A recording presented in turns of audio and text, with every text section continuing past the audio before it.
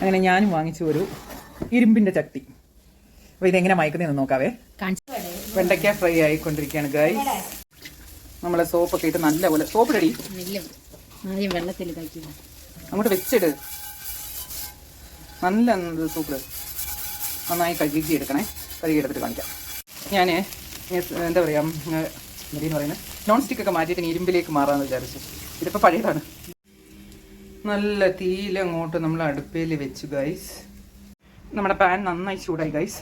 അത് കഴിഞ്ഞിട്ട് നമ്മൾ എന്തെണ്ണയാണോ അതെടുത്ത് അതിലേക്ക് ഒഴിക്കുക. ഞാനിതിപ്പോൾ എല്ലാ പർപ്പസിനും കൂടെ എന്താ പറയുക, അവിയൽ, തോരൻ, എന്ത് വെച്ചാലും ഇതിൽ വെക്കുക എന്നുള്ളൊരു ഇതിലാണ് ഞാനിത് വാങ്ങിയിരിക്കുന്നത്. എന്നിട്ട് നമ്മൾ ഇതിലേക്ക് തിളച്ച എണ്ണയിലേക്ക് നമ്മൾ ഉള്ളി വാരിയിടുക. ഉള്ളി വാരിയിട്ട് പലരും ചെയ്തത് കണ്ടതാണേ യൂട്യൂബിൽ. എന്നിട്ട് നമ്മളിങ്ങനെ അതിന് ശേഷം നമ്മളിങ്ങനെ എണ്ണ എല്ലാ ഭാഗത്തും ഇങ്ങനെ തടവി കൊടുത്തുകൊണ്ടേയിരിക്കണം.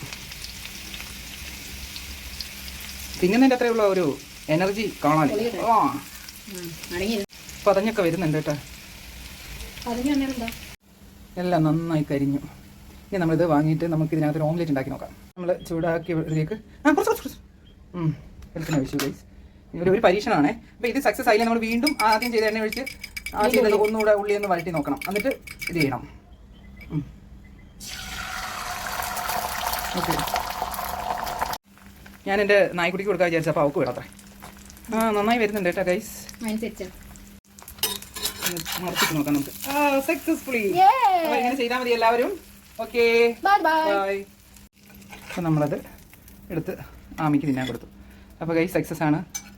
എല്ലാം ചെയ്ത് നോക്കും.